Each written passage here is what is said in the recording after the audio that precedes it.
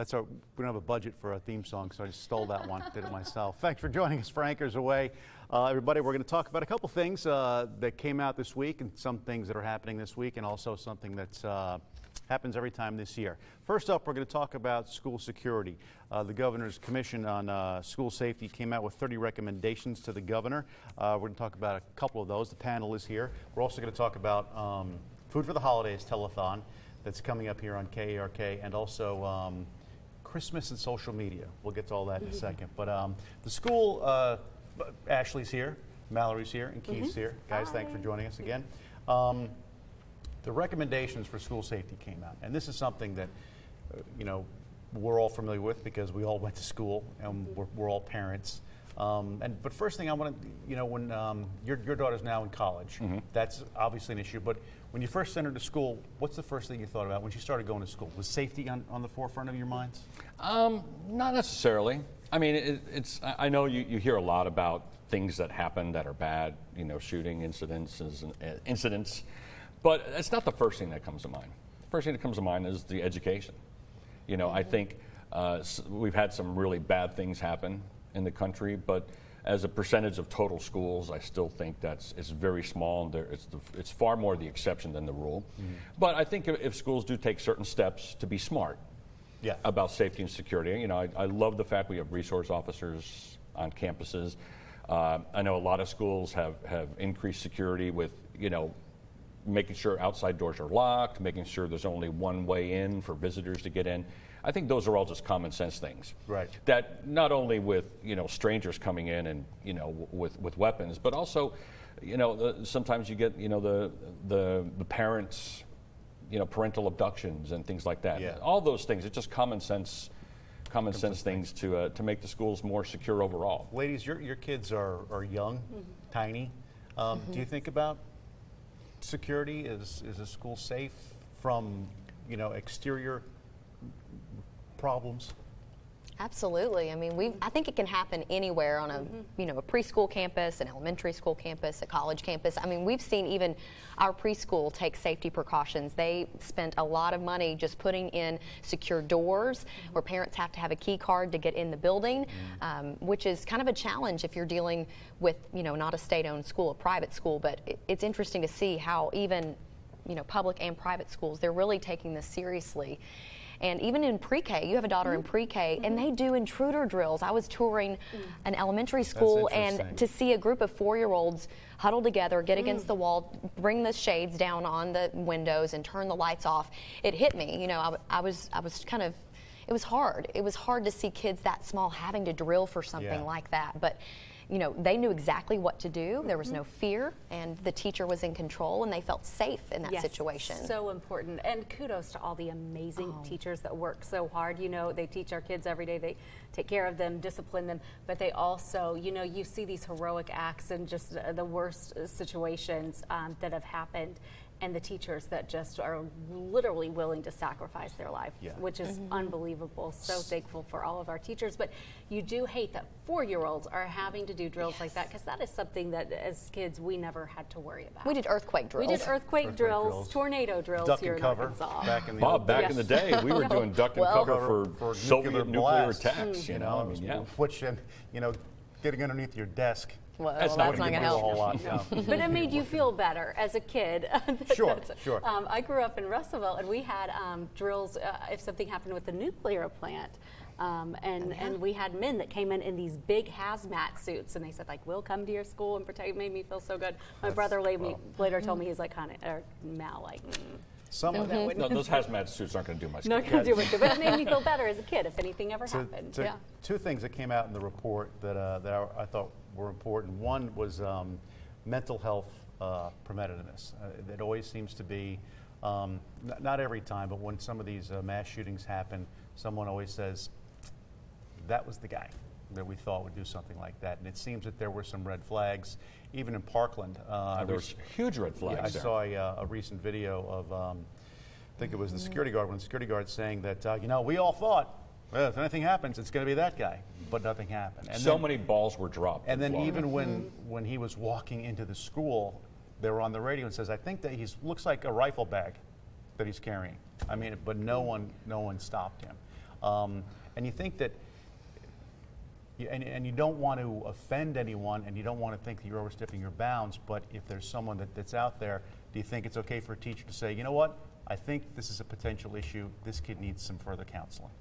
Right, and counselors these days, we've heard from a lot of school districts, they're overwhelmed with paperwork and so many protocols that they're having to follow that they can't focus on reaching those kids who maybe need some guidance. They're called guidance counselors. Right. And so, that's probably something positive to come out of these recommendations is the mental health aspect. Yeah, that always seems to be a big thing. I mean, and it's one of those things, and you can't, you like I said, you don't want to offend anyone, but you think, let's just go and have somebody evaluated, just for the sake of it. The other thing too that came out was, and it said in the report, no campus should ever be without an armed presence when staff and children are attending class or extracurricular activities. So let's put a weapon on every campus, at least in the hands of someone. That, as a parent, I would not have a problem with that. Not at all. As long as they're properly trained. Yeah. Yeah. I mean, because I think it's one of those things when we had the no gun, it's a no gun zone, that kind of, Right. Okay. And if someone wanted to do some damage, they'd go in there. I mean, would you guys have a problem with your kids going to school with armed SROs walking around? We've got them already, but not exactly. in every school. I think it probably becomes a routine for the kids when they start seeing it at such a young age. Because I think in high school is really when we started having the bomb threats. Did you ever have to go through that? We were out of school for days because of a bomb threat. But now we're seeing it so much younger. I think if it just becomes a fabric, of our schools, it will become the norm. Yeah. But not just something you're seeing in the high school campuses. I would love to go back, Bob, to our time. We had rifle teams. Where I went to school in a more rural area, there was kids with rifles in the back window of their pickup truck. What has happened over the past 20 or 30 years where we have to worry about this now? We didn't have no gun zones or gun-free zones. We didn't have drug-free zones. What has happened to our country and to the family units and to attitudes and to the society that this has become a problem? It seems that I wish someone would really look at that and help us kind of determine that. Rooted in communication or lack of communication, but it seems that, and more often than not, it's a young man, and they think I can solve a problem with a gun. This emotional release happens, through the mind, hand, weapon, and ultimately that's not a solution to anything, because when you pull a trigger, putting a gun at someone, you're ruining two lives. Yeah. The person you're shooting, and then of course yours. And the families. All the families. Yeah. And I think the other thing to think about is when we went to school, schools weren't huge campuses like they used to be. I mean, back in the day, even before our day, I mean, every town had a school. I lived in very small towns, and one town had their high school. There wasn't that big a class. Maybe schools have gotten too big. And then the kids that need the help kind of get lost in the shuffle.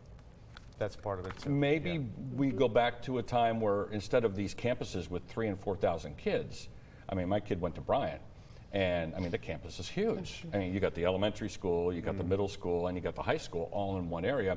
It's just a sea of kids that a lot of kids get lost in the cracks. The kids with issues. The cracks. I don't know. But it is one of those things, and I covered the Jonesboro school shooting, and that was just a lot of the images from that still live with me today. It's horrible. But hopefully, the recommendations, you can go to KERK.com and take a look at all of them. They get adopted in some way. Make sure that our schools are safe for all of our kids. Other thing we wanted to talk about was something that we're doing here at KERK this week: Food for the Holidays. We're teaming up with the Arkansas Food Bank to help out our neighbors in need this time of year. And you don't want to see hungry families ever, obviously, in the state or anywhere. But we've kind of put this push on in the holidays, and we do pretty well. And I think it's a great thing, and it's great too that people are okay by taking advantage of it. When you talk to a lot of people, they say, hey, yeah, I go to the food bank because you know what, something happened, and this time of year, this really helps out. And there are so many people, especially this time of year, that want to help, that they just don't know exactly what to do. They want to help feed hungry Arkansans. They want to help feed hungry seniors. I believe we're number one in the country when it comes to food insecurity, when it comes to our elderly population. And this is a good way to do it because you can go buy cans, which is wonderful if you go do this. But with a food bank, they can stretch your dollar so much farther than you would be able to four do. times, right? 4 times, yes, 4 times more. That they can, and they know where to send it, and people know where they can find it. And so many people say, I want to help, I don't know how, and just donating money. Although it's not, where you're going and picking out your own cans and delivering them, but you know that your money is going to a very good place because they can stretch that dollar, I believe, and we'll know more when it comes closer. A dollar can feed, I think 4 people. Four people, 4 meals for just $1, and good meals. Good meals. And the nice thing about it is, it's Arkansans helping Arkansans. Yeah. It's local. It stays local. It's not, you're not sending your money off to some big corporate charity that has this overhead of corporate salaries. You've got local people and the money staying local and helping local folks. And you think, too, in this day and age where we are and the things we are doing with, we're going to Mars. We've got companies that are going to have space tourists, and we've got, other tech companies that are doing billion-dollar projects. Why is anyone hungry in this country to begin with? Especially our neighbors. When you think about someone that you probably see every single day, they may be struggling. And that's one of the, we have this, whenever the lottery is up to $1 billion, one of the first things is like, there will be fewer hungry people tomorrow when I cash in my ticket, because I'm going to do what I can to make sure. Anyway, we can talk about that. But that's happening Thursday and Friday, KRK, throughout all of our newscasts. You can go ahead and... It's a great tradition. It is a great tradition, and we're excited to partner with the food bank and help out our neighbors' need. Other thing I want to talk about, kind of lightening things up. Mallory, you okay? Mallory, you need some water? Do you want a cough drop? Keith. I'll He get a really cough does drop. have cough drops Keith is going to on the take ready. care of that. I had to do the same thing last night. It's that time of year. Thing we're also going to talk about social media and Christmas. A lot of people have been saying social media is, folks get wrapped up in social media during the Christmas time, not only just because they're on it and they're looking at their Facebook pages or whatever the case might be, but also that they're staging Christmas events. They're supposed to look like candid, but they're actually staged, and there are a number of other things that are happening. Ashley, have you run into this? I know you guys have talked about this a little bit. How you doing, Mal? I'm good, thank you. Got my cough drop. Good. All right, perfect. Thank you. Thank you. I'm good. So, what do you, social media and Christmas. I had a friend text me today, and she's like, I feel so guilty because I haven't put up any Christmas decorations. We're still 2.5 weeks away from Christmas. I think she's going to be okay, but I think we feel the pressure. That the pressure is out there, especially when you have children at home. Do you see something on Facebook and you go, oh, look at that. Oh, Look at their tree. I need to step up the game. And I need to do that in the yard. Griswolds, you know. You get Griswoldian. There's a picture. Bob. There was a couple years ago. We like Christmas lights.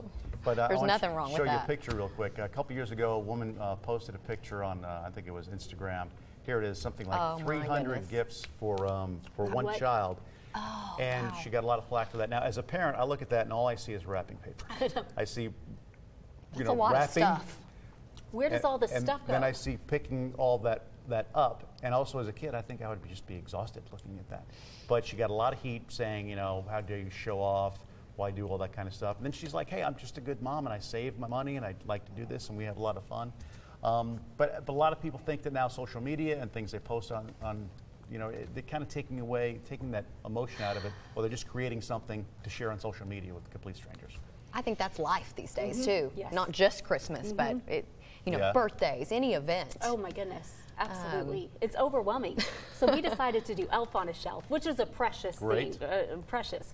But our elf moves from like the kitchen cabinet to like the couch, And Those elves our are- daughter has heard at school about elves that are hanging from the ceiling and flying and doing these magical things. And we're like, but Oh, our wow. elf was sitting on the arm of the couch today. So, and it's a cute thing. It makes her excited when she gets up in the morning, but it's hard to keep up with the Joneses lately. Those elves are magical. Those elves are magical. My daughter's got an elf that visits, and It hasn't lost its magic. It no. hasn't lost its and magic. it's funny because I'll come home and the elf will be inside a bag of candy and all the candy will be eaten. Aw. Or the elf. One year the elf was taking selfies, and things that they were getting. And her name is Tabitha, and she always gets in tons of trouble. But she's a lot of fun to have around. Isn't it fun? It's a very fun tradition. And some people have opinions about Elf on a Shelf, but it is, your kids just think it's so cute and so funny, and you don't have to be super amazing with it because, or your elf doesn't have to. Just leave the elf out there. He'll do his own thing. Right? I makes love all to that wake stuff up and happen. see what our little elf has done. How did she get there? How did she get there? I don't know. They're magic. But I Very think sweet. the one thing with, if you spend time creating something, whether it's 100 gifts or whatever in your living room, just because for the purpose of posting it, that kind of takes away from the whole reason of, I mean, they're supposed to be organic. Hey, looks good, post a picture. Right. And then it brings in the whole Santa thing. Well, Santa, it isn't going to bring me that. And you think about the other children out there who maybe hear about the gifts that Santa brought them. So there's just, so much to kind of be aware of So all of a sudden, when you're 'cause it used to posting, be because you- kids look at that as well. After Santa came, then you talk to your friends. What'd you get? Oh, I got this, I got that, which was great, and all that kind of stuff. Now it's like, oh, look what I got, and then boom. It's coming like that morning. So It's overwhelming. I think a lot of families too are adopting the thing. It's like phones away. It's Christmas Day. We're kind of starting to get into that too. It's like put it away. There's more going on here than there is here. Right. You did the best story a few months ago about that. Oh, That just brought tears, and I'm sure it's still on our website. It would be worth searching for. Brought tears to my eyes about the experiences you had with your daughter. Yeah, when we went on a family trip, and it was Karsten's, I guess, disconnect. What it was, get her off the phone and get her involved in the trip, and come up with things for us to do, and we'll have a lot of fun doing it. Of course, I used my phone to take most of it, record to the shoot entire the story. thing. Yeah. So, but you had to do that, and at any rate. But so it's one of those things, just kind of, it's family time. It's Christmas and Hanukkah as well. Well, thanks very much for joining us for this. Before we go, wait, Bob. hold on. Breaking news. Chief has got one more. I do want to point out to everybody that Friday is December 7th, Yeah. and it's Pearl Harbor Day. And I think if I did my math right, 77th anniversary. Hard to believe. And the greatest generation that helped win the war, or that won the war against the Axis powers, they're a disappearing group. And just if you know a World War II vet, or any vet, make sure you thank them for our ability to be able to celebrate the holidays and have joy in our families, because those folks keeping us safe are the ones that we have to thank. Those are the ones that really should be appreciated. Discussion of the greatest generation. This week we lost George H.W. Bush, Yes. part of the greatest generation, and a Navy pilot during World War II. And it's hard to think too that was you talk about going back worrying about school safety, but that was December morning, everything was fine, no worries, and then all of a sudden a sneak attack by Japan, and it threw the world into a war. And then if we can get all patriotic, but the enlistment lines were down the block, around the corner, down the next block, with everybody running to serve and protect our country. And about that, and the story I had heard is that he was shot down and was rescued, and the story I had heard, and it sounds plausible, is that every Christmas after that, he and Barbara sent personal Christmas cards to the guys that had a part in rescuing him. Wow, After he was shot down during everything the war. you've heard about President Bush, He's a classy guy. You may not have agreed with all his politics, but you can't disagree that he was a patriotic guy and that he was a down-to-earth guy. And cared about his country Yeah. so much. A true servant. Till That the whole end. family, The really, whole but- and his family. family. Well, all right, on that note, certainly hope that you put your flag out on December 7th. Wait. I'm just kidding. We've got one more. I know, I'm just kidding. I Well, just, No, you wait, know, wait, let's talk you know about- what? I talk do about the have. I weather. do have one more. I want to Oh. thank Keith for saving my life earlier. Oh, whenever with I the cough started. drop. Yes, Keith went Oh. and saved my life. So thank you so And I much. also saved have- mine last night. I also have antacids. If Thank anybody you has so much. heartburn or upset stomach, Thank stop you. by. Doctor. Wonderful. Dr. Monahan.